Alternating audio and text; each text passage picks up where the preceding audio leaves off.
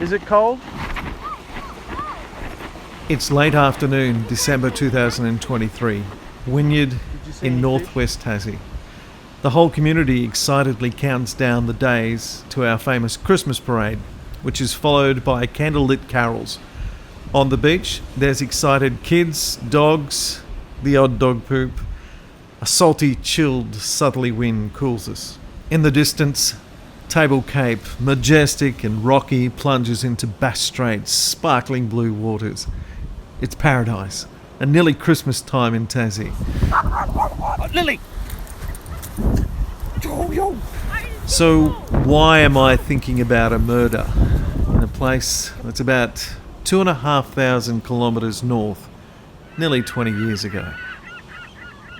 The beach I'm on now reminds me of a stunning stretch of Australian coastline in central Queensland that I used to visit regularly.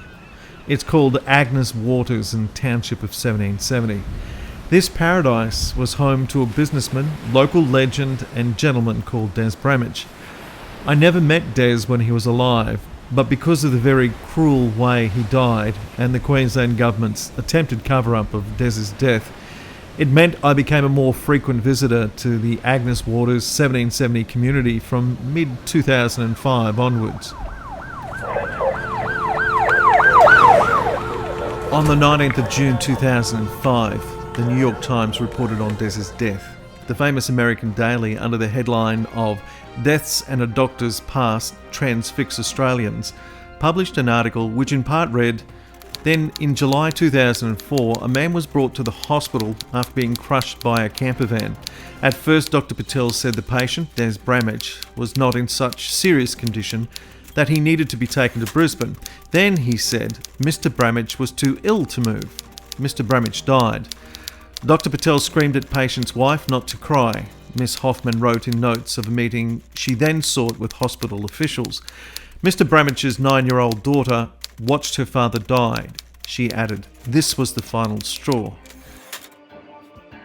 While the New York Times reporting was close to the truth, the American paper hit the bullseye when it described Des Bramich's death.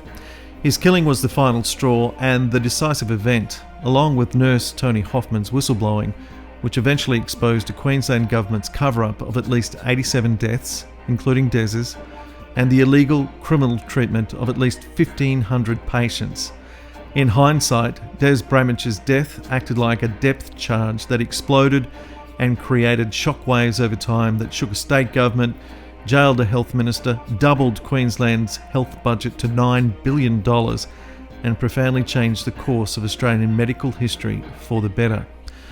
Ultimately, Des's death prevented thousands more unsuspecting patients and families from becoming victims of a Queensland Government employee who was justifiably given the nickname by his co-workers of Dr. Death.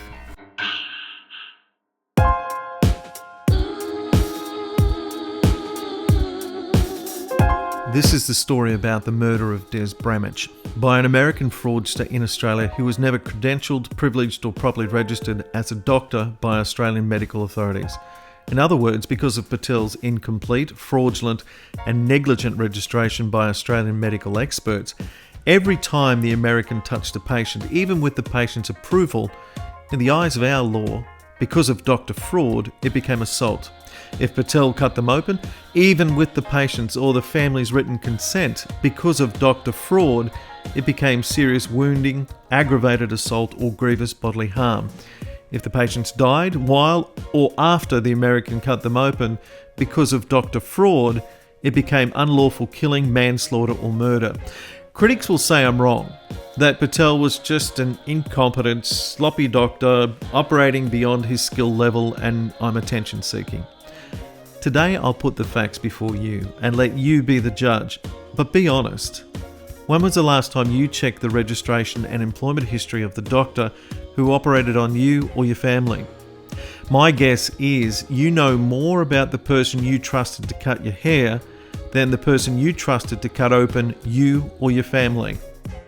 Des Bramich and his family almost 20 years ago trusted Australian politicians, their bureaucrats and health experts to protect our community from a very dangerous overseas doctor with tragic results.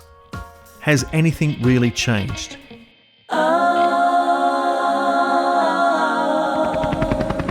On Sunday the 25th of July 2004, the emergency services crew at Agnes Waters swung into action. After Des Bramich was freed from beneath a caravan and given first aid, the Medivac helicopter flew him about 130 kilometres south to the Bundaberg Base Hospital. The accident and emergency department received Des at about 7:30 p.m. on Sunday evening. He was treated, stabilised and admitted to the intensive care unit 3.5 hours later at 11 p.m. This is when the nurse in charge of the Bundaberg ICU team, Toni Hoffman, first met Des Bramich and his family, which included Des's wife Tess, 9-year-old daughter Maria, and adult son Mark from his first marriage. Under Toni Hoffman and her ICU nurses' expert care, Des made a remarkable recovery. So much so that 2 days later, on Tuesday the 27th of July, Des Bramich was well enough to be transferred from the ICU to the medical ward. On the Tuesday morning, a reporter from the local newspaper, the Bundy News Mail, visited the hospital and interviewed Des. The article ran the next day, on Wednesday the 28th of July 2004, with a big picture of Des, bare-chested, as large as life, propped up in bed, on the mend, with wife Tess holding his hand. In Wednesday's Bundaberg News Mail, 3 days after he was admitted to the hospital ICU, Des Bramich was quoted as saying, "The last thing I remember was seeing the caravan roll away from its supports. They, the emergency crews, were afraid to drag me out because they thought I might have back injuries and I couldn't breathe. I thought I was going to die because I couldn't get any air. It never hit me until the next morning, the reality of it, that I was in the hands of the gods." What the Bundy News Mail readers didn't know on that Wednesday morning, as they read about Des's remarkable rescue and recovery, was that his body was laying in the morgue, with about 50 stab wounds from a 6-inch needle in his chest, after the so-called American surgeon, Jayant Patel, had taken over his medical care.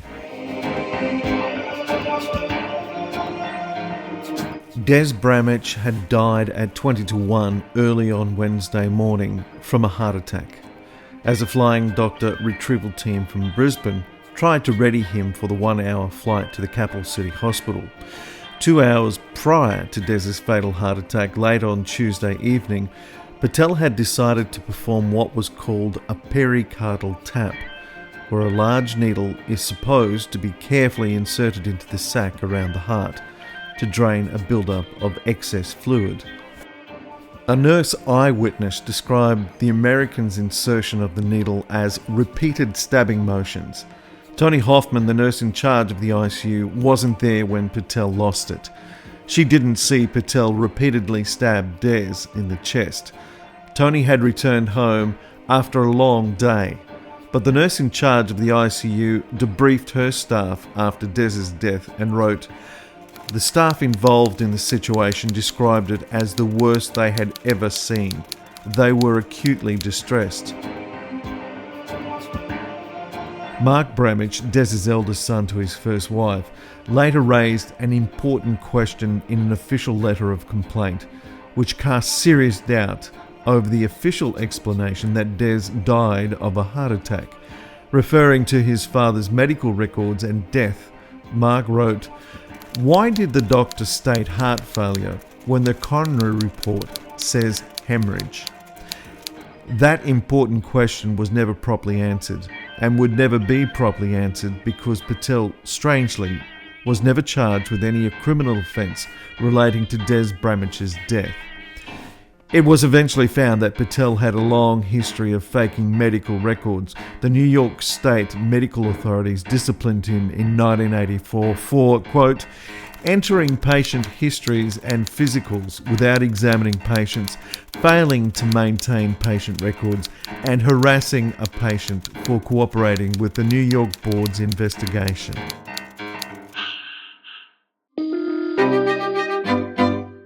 Des's brutal death in July 2004 was the last straw for Toni Hoffman.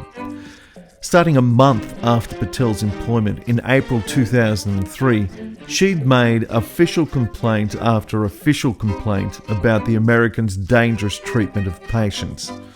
All of Toni's supervisors, right up to Queensland's Chief Health Officer, Dr. Jerry Fitzgerald, eventually knew how dangerous Patel was, but no one did anything to protect the unsuspecting patients. Clearly, the American surgeon, now known by nurses as Dr. Death, was protected by some very powerful people. So on Friday the 18th of March 2005, 8 months after Des Bramich's death, a very nervous and shaken Toni Hoffman secretly visited my office. Can I get you to state your name, please? Yeah. Toni Hoffman. And what position are you, Toni? The nurse unit manager of the intensive care unit, coronary care unit at Bundaberg Base Hospital. Sure. It's Friday the 18th Yeah. of March. Toni, do you want to claim whistleblower status? Yes. And would you like to claim whistleblower status anonymously? Yes. Okay. Toni, you've provided me with a couple of documents here. Can you describe the documents for me? One is a formal complaint that was made to the district manager at Bundaberg Base Hospital concerning the way that the director of surgery, Dr. Patel, had been operating since his arrival at the hospital, and the amount of complications and deaths that had occurred in these patients, and other issues surrounding that. That's the main complaint, the main formal complaint that was made on the 22nd of October, and the other is just a general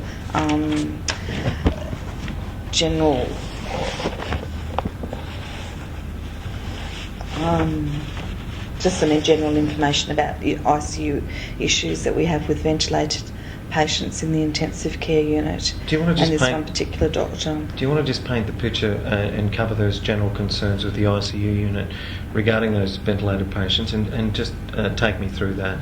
All right. How many people? How big is the ICU unit in Bundaberg? The ICU is 8. There's 8 beds in the ICU. It's funded for 5. We only have 3 staff on per shift. We're regarded as a level 1 unit, which means that we take short-term ventilated patients. Once they've been ventilated for more than 24, 48 hours, we try to transfer them to Brisbane. We don't have certain specialists and certain specialist facilities in the hospital to cope with sicker patients, so we transfer them through to Brisbane. It usually worked okay, except until Dr. Patel arrived and became the director of surgery and wanted to do big surgery that we couldn't cope with, and meant that the patients would be ventilated for long periods of time, which we also couldn't cope with. We didn't have the staff for that. We were trying to accommodate him with overtime, but we couldn't only do that for a short period of time. And it created untold stress in the unit amongst the nursing staff and with these particular patients. How long have you been a nurse, and what's your level of experience? I've been a nurse. I started my training in 1976 at the PA in Brisbane. My level of experience, I've got certificates in intensive care, midwifery. I've got an undergraduate degree in nursing, and I've got a grad cert in management and a master's in bioethics and an undergraduate degree in political science and ancient history. How long have you been at the Bundaberg Base I've been at the Bundaberg Base Hospital for 4 years. I've had considerable experience. Prior to that, I worked in the Middle East and in England, and my main base here in Australia has been on the Sunshine Coast, and I was, prior to coming here, one of the after-hours nurse managers in Nambour Hospital. Okay. I've managed a 20-bed hospital in Saudi Arabia, and had considerable experience in ICU and emergency medicine. and I came here in 2000. Okay. Your problems at the ICU, as you've stated, are with the Director of Surgery, Dr. Patel. Yes, and the complication rate that we've seen in his patients since he's been operating there. Okay. In this letter here, which is a more detailed letter, you list a number of cases where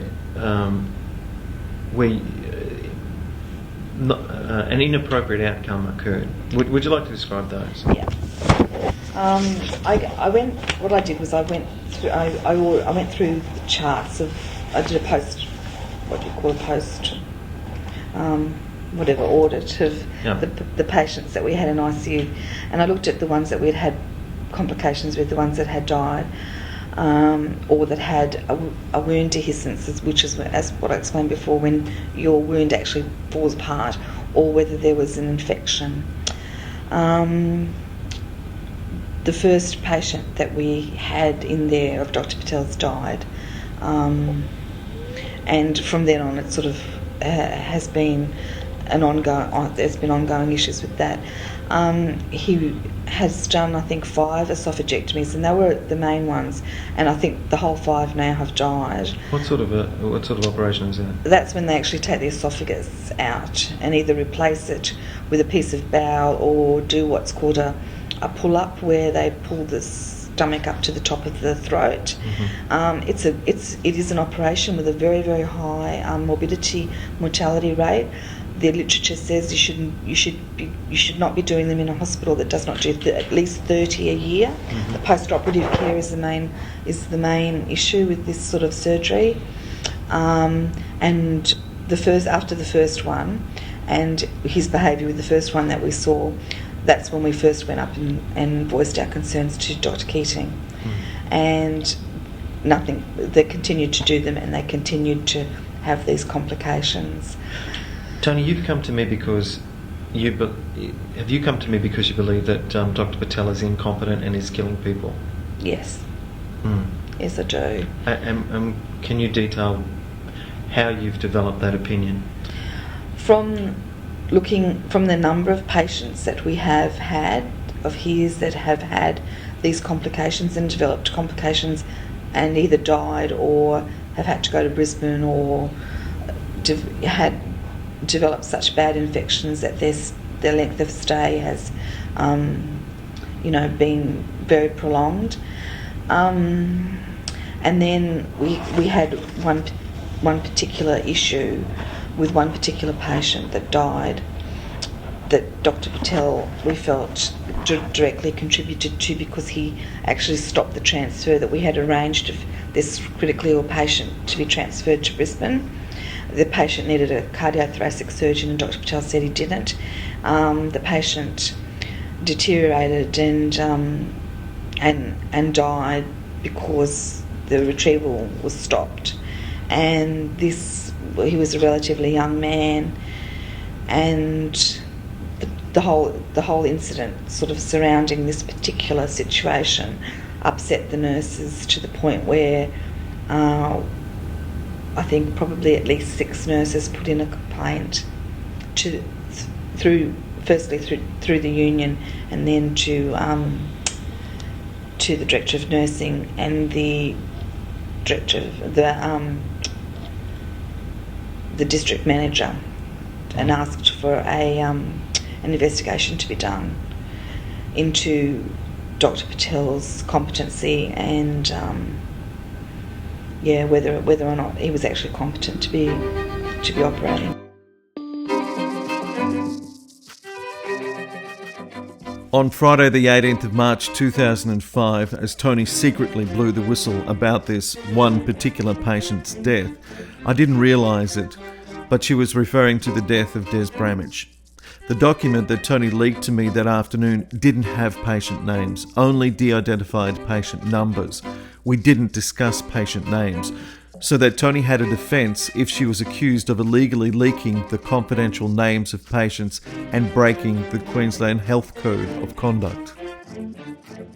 I was elected to Queensland Parliament in February 2004 to the seat of Burnett. From then, for about a year until Toni's visit, as a local Member of Parliament and Opposition Shadow Cabinet Minister, a steady stream of scared health professionals secretly visited me. They complained about the work conditions and management at the Bundy Base Hospital, but no one from the hospital, until Toni Hoffman, had ever complained about the American doctor put in charge of surgery. Toni was the first health professional to raise the name Patel with myself or my staff. Later, my staff and I scoured our records and connected the dots. We discovered that Des Bramich's wife, Tess, had written to my office a month after her husband's death. In her letter to me of the 30th of August 2004, Tess questioned the treatment Des had received at the Bundy Hospital, but didn't mention the name of the doctor who caused her husband's death, Patel. I'd actioned the complaint and formally put Tess's question in writing to the Labor Health Minister Gordon Nuttall. In the letter I sent to him on the 7th of September 2004, 2 months after Des's death, and 6 months before Toni Hoffman blew the whistle to me, I formally demanded an investigation into Des's death. I also wrote, I asked the Minister again, when will there be an inquiry into the Bundaberg Base Hospital? I would appreciate your urgent attention on this issue. The Health Minister replied a month later. On the 12th of October 2004, Health Minister Gordon Nuttall used a tricky political move to cover up for Patel. He dismissed our calls for an investigation into Des's death by writing, quote, I'm advised that the Bundaberg Base Hospital Health Service District has recently been advised that legal action is being pursued and a notice served under Section 9A of the Personal Injuries Proceeding Act 2002. I am therefore unable to provide details of Mr. Bramich's admission at this time.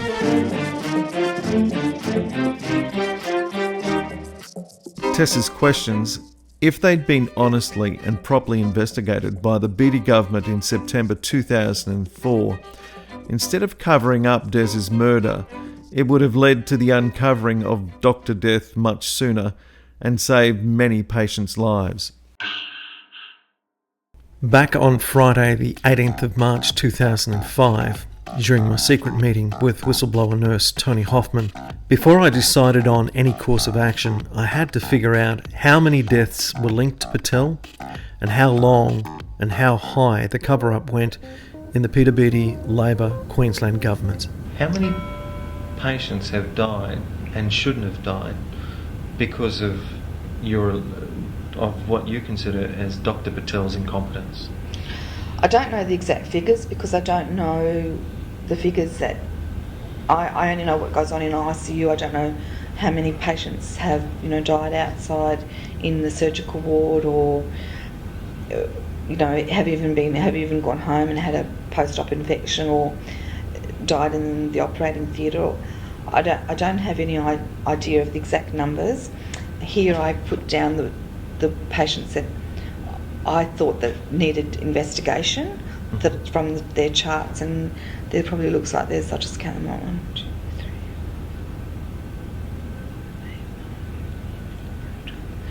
3. There's probably at least 15 here that I've asked that they investigate.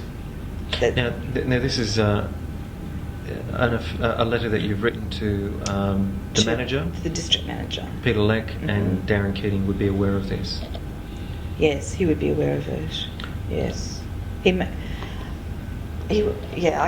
couldn't categorically say that he has read it, but I would think that he had read it. And what has come about? What conversation have you had with Peter Leck with regarding to this? None. None. Did he acknowledge getting the letter? I can't remember actually whether he acknowledged getting the letter. He asked me for the letter, and I was to sign it. And after this letter, after he received the letter, he arranged for it was called a fact-finding mission. It was not called an investigation. Yeah. And that's when Dr. Fitzgerald, Sue Jenkins, Now, Dr. Fitzgerald came from Brisbane, from corporate office. Yep. He's the Chief Health Officer. Yep. And interviewed many of the doctors at the hospital and a few of the nurses. He interviewed myself. A lot of the other nurses were interviewed by a nurse named Sue Jenkins. The union was with us at the time. Judy Simpson is a lawyer, and she was present for my conversation with Dr. Fitzgerald, and he was aware of this whole the whole. So just to summarise, you've written a letter. Peter Leck must have received that letter because the fact-finding mission, or was it? The fact-finding mission, they called it. The fact-finding mission was initiated, and then you took with Dr. Fitzgerald. What sort of information did you tell Dr. Fitzgerald? Everything that everything pretty much that's in this letter to Peter Leck, the district manager, and our main concern, which of course was about that one particular patient that we were also distressed about, that we felt that was the straw that broke the camel's back. And as I said, is the one that subsequently has, a lot of the staff have been on stress leave and required psychiatric counselling to continue working. How many staff there again? And there's 18 staff in the ICU. Yeah. For that particular incident, I think we've had probably about 6 to 8 staff put in formal complaints about Dr. Patel and his care. That's just the nursing staff. My mind raced as I listened to Toni. 6 to 8 ICU nurses out of 18 are on stress leave after submitting formal complaints about the traumatic death of a particular patient at the hands of an American doctor called Patel. The nurse in charge of the Bundy ICU indicated that at least 15 patients had died that shouldn't have died while being treated by this overseas doctor, and it appears that even though Toni Hoffman had lodged an official written complaint, a copy of which I had in my hand, Patel was still working, and a full-blown official government cover-up of these suspicious deaths associated with him was now underway, involving at least the district hospital manager Peter Leck, the hospital medical director Dr. Darren Keating, officials from the Queensland Nurses Union, and Queensland's Chief Medical Officer Dr. Jerry Fitzgerald. And if Queensland's Chief Medical Officer knew about these deaths, it was a fair assumption his direct political bosses, Health Minister Nuttall and Premier Peter Beattie, also knew about the doctor death crisis and were part of the cover-up. By now I knew what I had to do, but I needed to hear what Toni Hoffman, the nurse who was blowing the whistle to me, hoped would happen. I hope that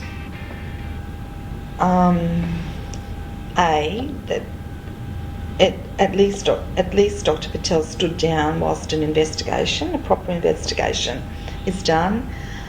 We've heard nothing back from the fact-finding mission at all, which has been very demoralising for the staff. When were those interviews taken? It was at least 3 weeks ago, 3 to 4 weeks ago. Yeah. So we've heard nothing back from that. As I said, Dr. Patel continues to operate. He has had one. He's not allowed to do esophagectomies anymore, which is one good thing, because out of the 6 esophagectomies that he's done, they all died. That's over a period of 2 years.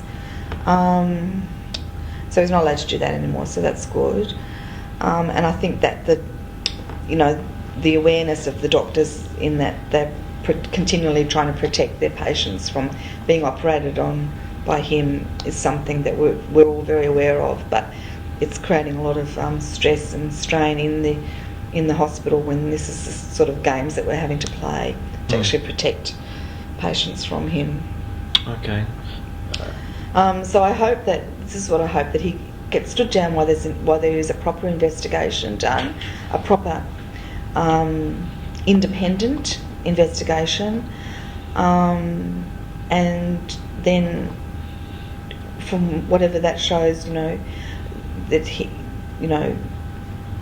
it's acted upon, and the investigation needs to be, I think, independent, maybe even independent of Queensland Health, because I'm concerned that we haven't heard anything back from the investigation through Queensland Health. What we've tried to do through Queensland Health is go through the right channels and address this properly, but it doesn't seem to have worked. Toni Hoffman wasn't the first nurse working at the Bundaberg Base Hospital to sit in my office and call for an investigation independent of Queensland Health. Not long after I was first elected in February 2004, I was visited by 3 very experienced mental health nurses. They blew the whistle on another dangerous and dysfunctional section at the Bundaberg Base Hospital, the mental health ward. They insisted that I tell the truth to the Parliament about the dangers that the Bundaberg mental health nurses and their patients face daily. On Tuesday, the 11th of May 2004, at 11:52am, about 10 months before Toni Hoffman secretly visited and blew the whistle about Patel, I rose to my feet in the Queensland Parliament.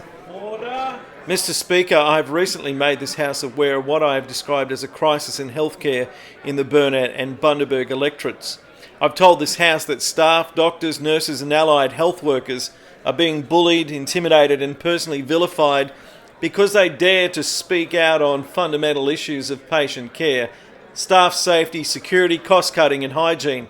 I've asked that the new Health Minister, the Honourable Member for Sandgate, to waste no time in establishing a comprehensive independent review of healthcare services at the Bundaberg Base Hospital. Because I've brought these assertions before the House, I've suddenly found out what it's like to be a staff member at the Bundaberg Base Hospital. I've been unfairly criticised and personally vilified by the member for Bundaberg and the member for Sandgate. The Honourable Member for Bundaberg has said in this House that I am just profile building. I'm making outrageous claims, I'm insulting medical staff and I'm creating a crisis where there is no crisis. Well, if the Honourable Member for Bundaberg and the Honourable Member for Sandgate cast their eyes to the public gallery, they will see that watching this Parliament right now are 3 women who have worked at the Bundaberg Base Hospital, 3 mental health nurses, 3 grandmas. By now, every politician's head had turned up to the public gallery, which overlooked the chamber. The Labor members stared in shock at the 3 nurses. They couldn't believe that the health workers had the courage to bring their complaints to the People's House.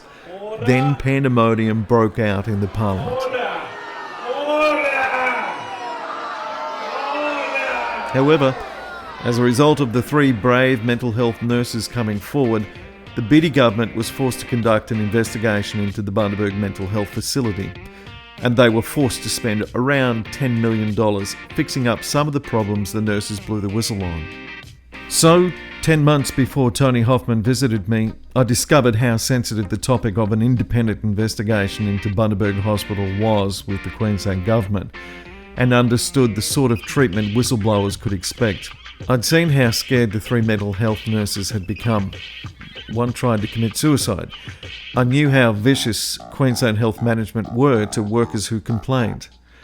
So on Friday the 18th of March 2005, I needed to understand what level of fear the nurse in charge of the Bundaberg Hospital's ICU was feeling as she sat across from me. Are you scared? I'm scared. I'm scared because, well, I guess I'm more distressed than scared because I've watched patients die, and I feel that, you know, every time I see him walk in the unit, I feel sick because I just think, who's he going to kill now? What's he going to do now? And we all feel like that. All the nurses feel like that. They feel physically ill when he walks in because they just know that he's going to try and either interfere with something, operate on someone and cause more of a problem and a complication, stop a transfer which was been arranged, and transfers, they're difficult things to arrange, you know. Brisbane often doesn't have beds, you know, we have to get the retrieval team up, and interestingly enough, I mean, the Royal Flying Doctor Service, the Royal Flying Doctor nurses have been told that they are to report any patients that they pick up of Dr. Patel's. You know, it's Dr. Patel's reputation doesn't just stop here. It's in Brisbane. The Flying Doctor nurses, which we have very little really to do with except on transfer, have been told to report any patients of his that they pick up. And it actually transcends just Bundaberg Base Hospital, and yet it still seems that they would rather him continue to operate. I mean, one of the things that I was told and I've heard is that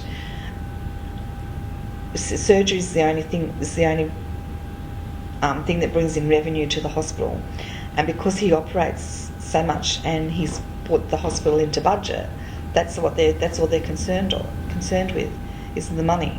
And that's why you've written there, Dr. Patel says, I've brought in $500,000 to this...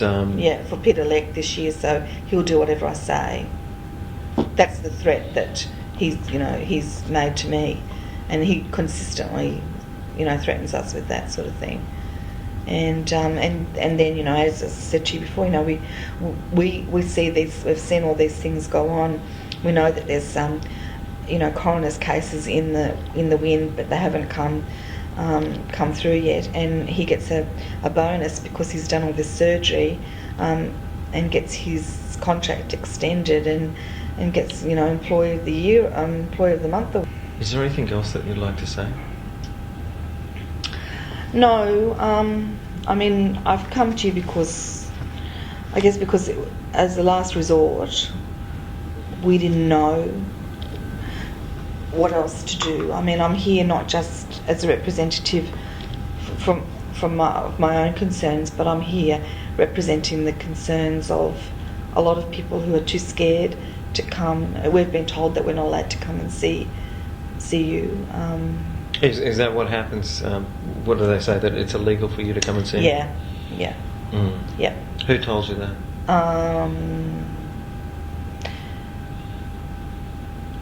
I guess we've been told that by the district manager, and no, we might not have been told by the district manager, but we had a talk by some people that came up from ethical standards from corporate office, and they said that we weren't allowed to contact members of Parliament or the union. And I mean, we have contacted the union, obviously, because we needed the union to. The union actually were the only people that were the only group that actually gave us any direction at all, because they gave us the direction of what they gave us an idea of what we could do. And when I went to my nursing director, I mean, she said there was a personality issue between Dr. Patel and myself, and just left it at that sort of thing. And how personally has it affected you?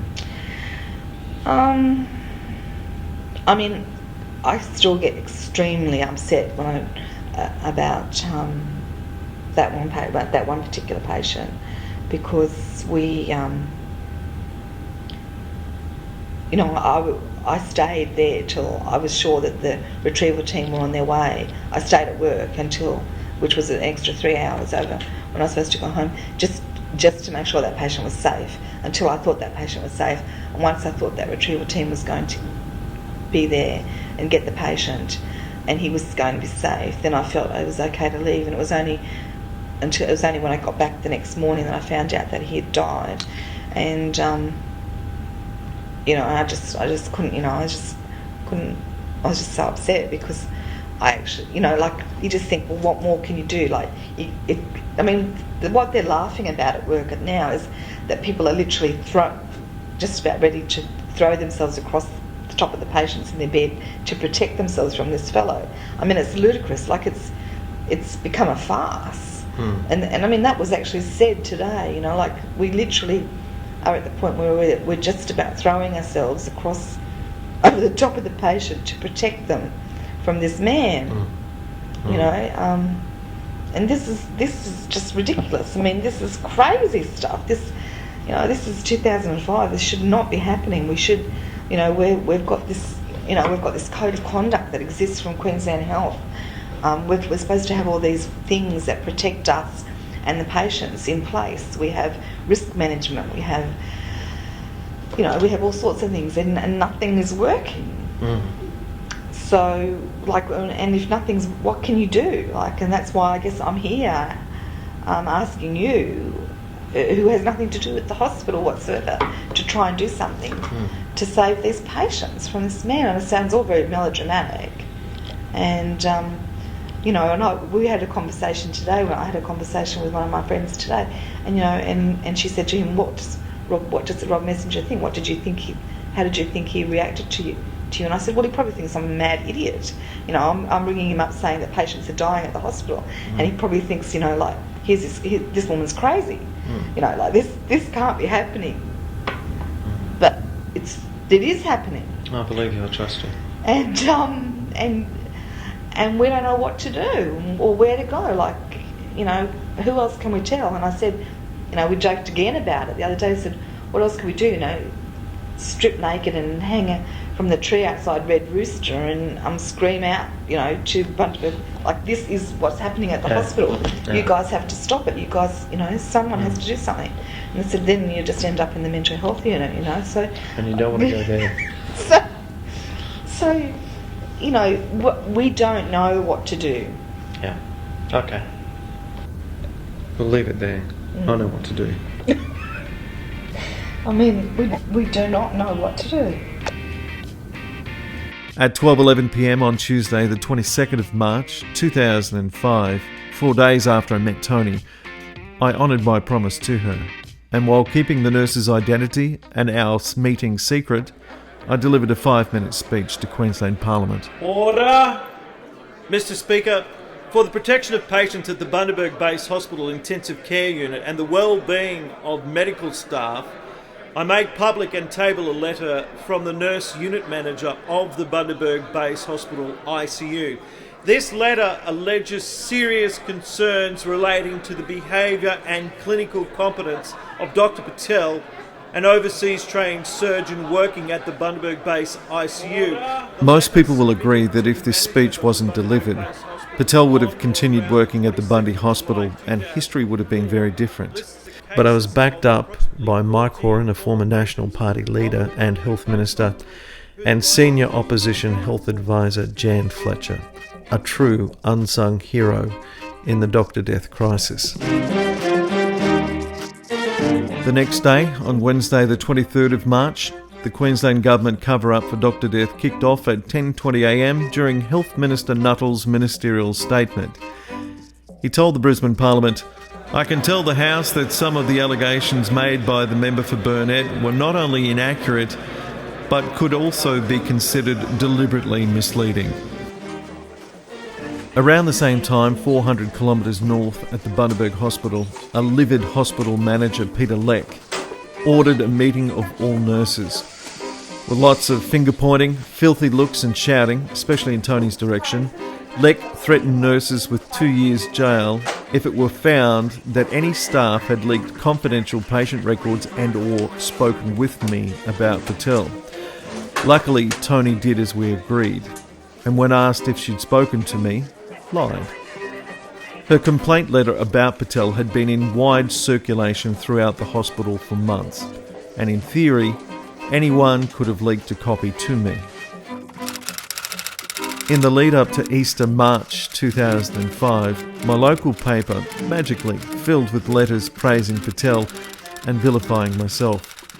The Nurses Union, who knew for months now how dangerous the American was, incredibly wrote a letter of support for Patel. The Queensland branch of the Australian Medical Association, the AMA, representing about 9,000 doctors, joined the pylon. Their chief executive, Kerry Gallagher, wrote an article for the AMA's Dr. Q magazine titled Plumbing New Depths. Mr. Gallagher wrote that I was plumbing depths of politics that normally would be too low even for the average bathysphere to reach. 10 days after my speech to Queensland Parliament on April Fool's Day 2005, the Australian Medical Association Queensland attacked me again publicly. They issued a media statement that inferred I had the blood of 5 teenage road accident victims on my hands. AMAQ's President Dr. David Malloy, speaking for 9,000 doctors, said, "The gaping hole left in the wake of Dr. Patel's departure was evident when an intensive care specialist was required to fly to Bundaberg to attend to an horrific car accident involving 5 teenagers over the Easter break. Rob Messenger has left Bundaberg with no surgical cover to help with accidents. It's an absolute disgrace that Dr. Patel has been forced to leave his job." The jokes on April Fool's Day 2005 didn't stop with the AMA press release. As most Australian media regurgitated the AMA scorn and government lies, Patel was sipping champagne on a one-way business class flight back to America, courtesy of the Queensland taxpayer. It was later revealed Bundaberg Hospital manager Peter Leck paid for Patel's flight out of Australia, but to this day no one has ever asked Mr Leck, who's now a doctor in West Australia, the name of the senior health official or politician who authorised the payment of Patel's one-way escape flight out of Australia. Most mainstream media ignored or scorned my Patel speech. However, on the 19th of April 2005, 4 weeks after I blew the whistle in Parliament, a tenacious investigative reporter, Hedley Thomas, after some brilliant sleuthing, had an article published titled "Nurses Hid Patients in Ward from Doctor Death." On that day, Labor Premier Peter Beattie was forced to announce a Royal Commission. It became harder for the government to cover up the truth. The Doctor Death horror show, victim by victim, was put on public display. Before coming to Australia, Patel, because of appalling patient harm, had been deregistered and banned in one US state and was limited in medical practice in another. According to senior AMA doctors I met, because the US surgeon committed criminal fraud while submitting his Queensland medical registration application, in the eyes of the law, Patel was never officially licensed or recognised as a doctor anywhere in Australia. That fraud meant every time Patel touched or treated any one of his 1,450 plus patients during the 2 years, April 2003 to March 2005, at the very least, it was criminal assault or worse. The Queensland Health Royal Commission found at least 87 patients had died under Dr. Death's care. This finding raised the prospect of scores of murder, manslaughter and unlawful killing charges, not to mention criminal charges for those responsible for negligently employing Patel and then covering up his crimes. Spoiler alert, no politician or health bureaucrat was ever charged with criminal neglect or for covering up Patel's crimes. It gets worse. Shocking evidence also emerged in the Royal Commission which showed Patel often didn't use anaesthetic or pain relief when operating. He showed callous disregard for screaming patients. More than one patient told me their horror story of how Patel seemed to enjoy their pain. One traumatised, sobbing victim told me that Patel had screamed at her to shut up, as she felt as if he raped her with a scalpel.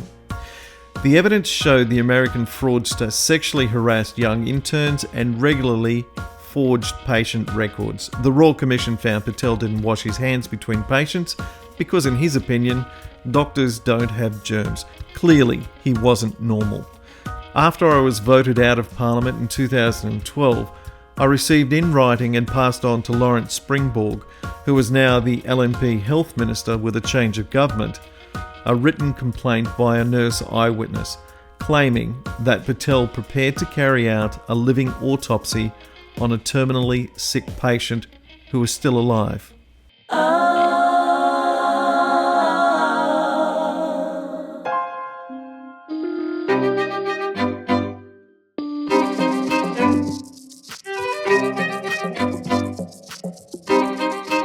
The Royal Commission raised our hopes. We thought that Patel would be locked up for decades on multiple murder or manslaughter charges, including Des Bramich's.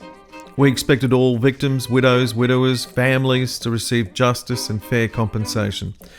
But in the end, after an FBI manhunt, while the Queensland Labor government pretended in public they didn't know how the killer got to America, and Patel's arrest, extradition to Australia in July 2008, government lawyers spectacularly bungled a series of Patel prosecutions, trials, appeals and retrials.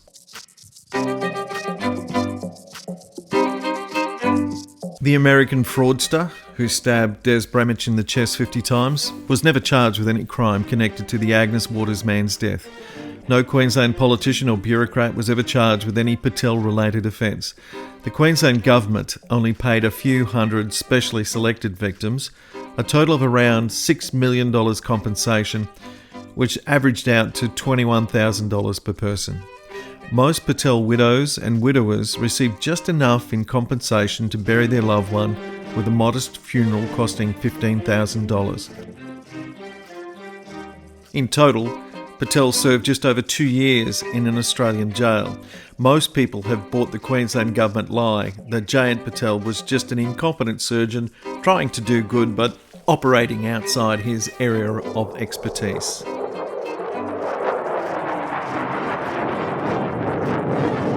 After pleading guilty to 2 counts of fraud and being released from a Queensland jail, Dr. Death jetted back to America in time to have Christmas at home, December 2013.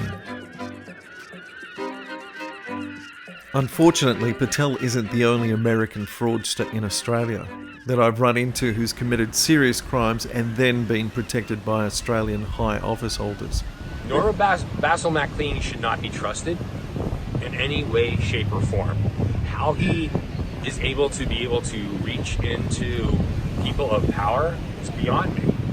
But it doesn't say a whole lot about those people and their judgment of character and what they do to look into people. Like this guy here, I really hope people pay attention to what his history is. Norbert Basil McLean III is a fraud, a felon, and a thief. He's a thief. Recently, I encountered another disgraced and convicted American conman who came here, changed his name, was hired by a Tasmanian senator, closely associated with an Australian Prime Minister, and was protected from criminal charges by a Governor-General and the head of our National Anti-Corruption Commission. But that story is for another day. Oh, Lily! Yo! Today, in the distance, Table Cape, majestic and rocky, plunges into Bass Strait's sparkling blue waters. It's paradise, and nearly Christmas in Tassie. I'm thinking about a murder in a place that's about 2,500 kilometres north, nearly 20 years ago.